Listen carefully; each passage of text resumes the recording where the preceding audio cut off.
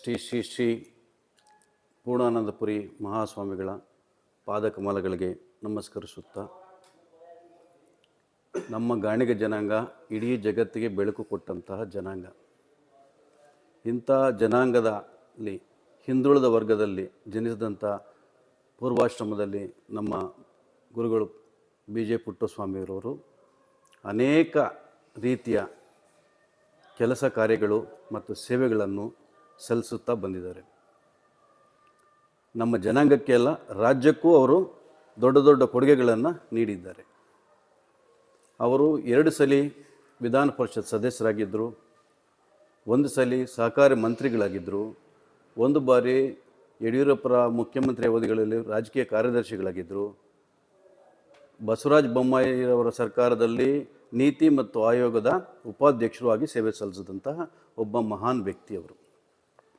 ಇವತ್ತು ಕಾಂಗ್ರೆಸ್ ಸರ್ಕಾರದಲ್ಲಿ ಸಿದ್ದರಾಮಯ್ಯನವರು ಹಿಂದುಳಿದ ವರ್ಗ ನಾಯಕ ಅಂತ ಏನು ಕರಿತಿದ್ರು, ಅದೇ ರೀತಿ BJP ಸರ್ಕಾರದಲ್ಲೂ ಸಹ ನಮ್ಮ BJ ಪುಟ್ಟಸ್ವಾಮಿಯವ್ರನ್ನ ಹಿಂದುಳಿದ ನಾಯಕ ಅಂತಲೇ ಕರಿತಿದ್ರು.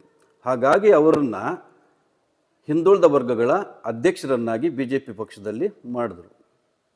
ಆಗ ಅವರು ಕೊಟ್ಟಂತಹ ಆ ಪರಿಮಿತಿನಲ್ಲಿ ಅವರು ಒಂದು ದೊಡ್ಡ 3.5 ಲಕ್ಷಕ್ಕೂ ಹೆಚ್ಚು ಹಿಂದುಳಿದ ವರ್ಗಗಳ ಕಾರ್ಯಕರ್ತರ ಸಭೆಯನ್ನು ಅರಮನೆ ಮೈದಾನದಲ್ಲಿ ನಿಯೋಜಿಸಿ, ಅದಕ್ಕೆ ಕೇಂದ್ರ ಸರ್ಕಾರದಿಂದ ಅಮಿತ್ ಶಾ ಅವರು ಆ ಕಾರ್ಯಕ್ರಮಕ್ಕೆ ಆಗಮಿಸಿದ್ದು ದೊಡ್ಡ ಸುದ್ದಿಯೂ ಆಯಿತು. ಅದು ಮಾದರಿ ಆಯಿತು.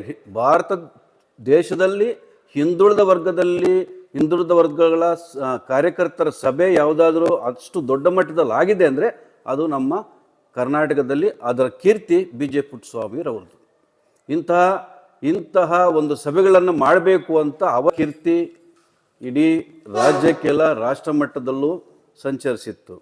ಹಾಗಾಗಿ ಇವತ್ತು ಏನು ನಾವು ಈ ಗಾಣಿಗರ ಹಬ್ಬ ಅನ್ನುವ ಕಾರ್ಯಕ್ರಮ ನಾವು ಮಾಡ್ತಾ ಇದ್ದೀವಿ, ಆ ಗಾಣಿಗರ ಹಬ್ಬ ಸ್ವಾಮಿಗಳು ಹೇಳಿದ್ದಲ್ಲ.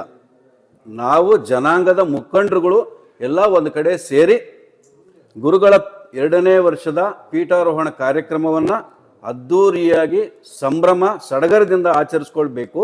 ಅದಕ್ಕೆ ಗಾಣಿಗರ ಹಬ್ಬ ಅಂತ ಹೆಸರಿಟ್ಟು ಗಾಣಿಗರ ಹಬ್ಬದ ರೀತಿಯಲ್ಲಿ ನಾವು ಆಚರಿಸಬೇಕು ಅಂತ ನಿರ್ಧಾರ ಮಾಡಿ ಅವತ್ತು ನಾವು ಗುರುಗಳ ಹತ್ರ ಬಂದು ನಾವು ಈ ಥರ ಮಾಡ್ತಾ ಇದ್ದೀವಿ ಅಂತ ಗುರುಗಳನ್ನು ಒಪ್ಪಿಸಿದ್ದು. ಗುರುಗಳು ಒಂದು ಸಿಂಪಲ್ಲಾಗಿ ಕಾರ್ಯಕ್ರಮ ಮುಗಿಸೋಣ ಅಂತ ಹೇಳಿದರು. ಆದರೆ ನಾವು ಅದಕ್ಕೆ ಒಪ್ಪಲಿಲ್ಲ.